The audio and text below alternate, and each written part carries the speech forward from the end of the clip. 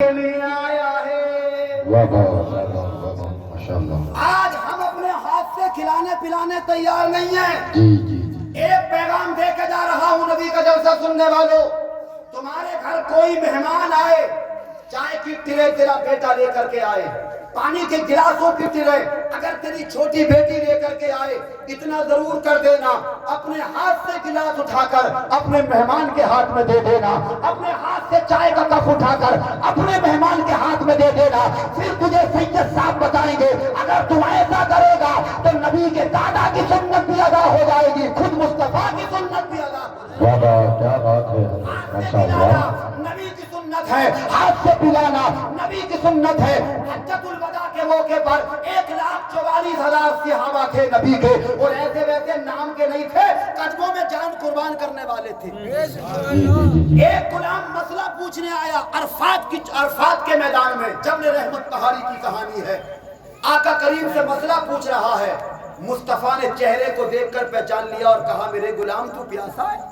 دلوں کے بھید جاننے والا رسول ہونٹوں کی تمادت دیکھ کے پہچان گئی، تو پیاسا ہے؟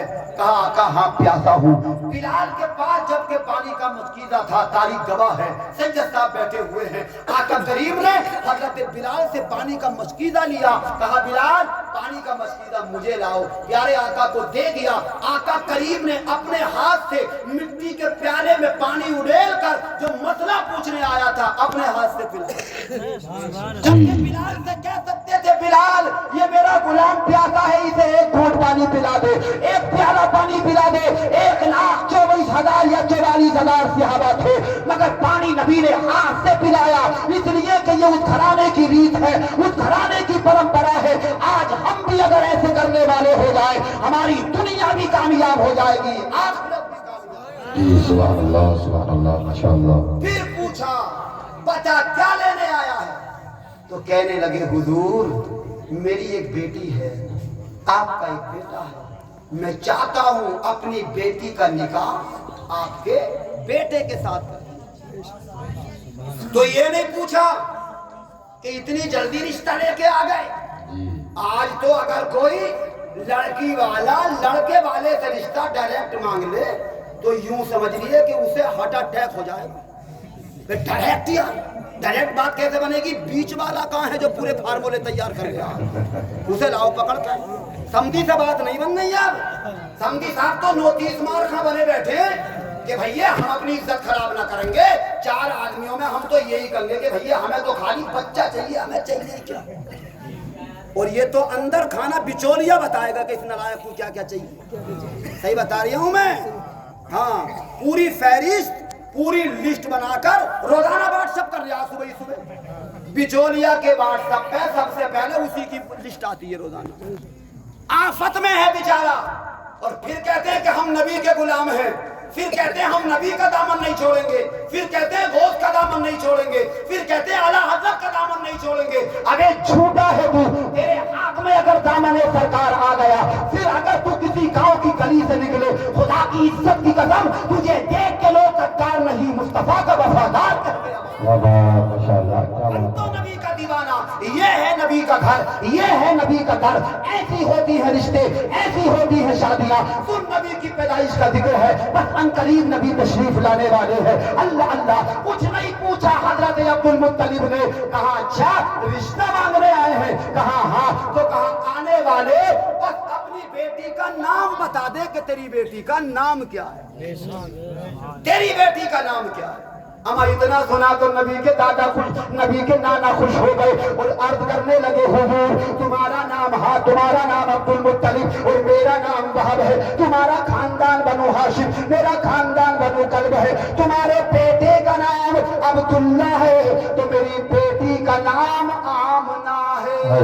کیا بات ہے، کیا بات ہے۔ جب آمنہ عبد المطلب نے سنا تو دل خوش ہو گیا، مفہوم پہ نظر ڈالی، آمنہ امن سے بنا ہے، آمنہ سکون سے بنا ہے، آمنہ چین سے بنا ہے، آمنہ اطمینان سے بنا ہے۔ میرا بیٹا ہے عبداللہ، اس کی بیٹی ہے آمنہ، جب یہ دونوں ملیں گے ان سے بچہ دنیا میں آئے گا، امن پھیلاتا ہوا آئے گا، سلامتی بانٹتا ہوا آئے گا، پیغام مسرت دیتا ہوا آئے گا۔ بے ساختہ نبی کے دادا نے ارشاد فرمایا آنے والے میں نے تیری بیٹی کا رشتہ قبول فرما لیا. ماشاء اللہ کیا بات ہے. یہ گھرانہ تبھی تو اعلیٰ حضرت بولے تیری نسل پاک میں ہے بچہ بچہ نور کا. تیری نسل پاک میں ہے ارے بچہ بچہ نور کا. اور تو ہے عین نور تیرا سب گھرانہ نور کا. تو ہے عین نور تیرا سب گھرانہ نور کا. تو نبی کے دادا کہنے لگے مبارک ہو مبارک ہو مبارک ہو مبارک ہو مبارک ہو مبارک ہو. حضرت وہب کہنے لگے تمہیں بھی مبارک ہو. کہا کیا مبارک ہو؟ کہا میرا بیٹا مبارک ہو. کہا اے آنے والے وہب اگر کائنات میں تلاش کرتا تو عبداللہ جیسا داماد نہ ملتا. اور ملتا بھی کیسے؟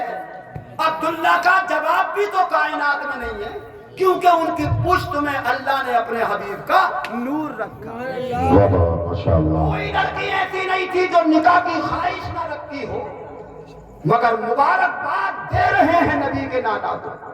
اب اتنا سنا نبی کے نانا نے تو خوش ہو گئے اور جواب میں عرض کی حضرت تم نے اپنے بیٹے کے قصیدے پڑھ دیے, اپنے بیٹے کی کہانی سنا دی, اپنے بیٹے کی پاکی کا مجھے واقعہ سنا دیا, تم نے سب کچھ بتا دیا. اب میری جانب سے سنو تمہیں بھی مبارک ہو تمہیں بھی مبارک ہو تمہیں بھی مبارک ہو. حضرت وہب بولے اگر تم بھی تلاش کرتے تو میری بیٹی آمنہ جیسی تمہیں بیٹی نہ ملتی.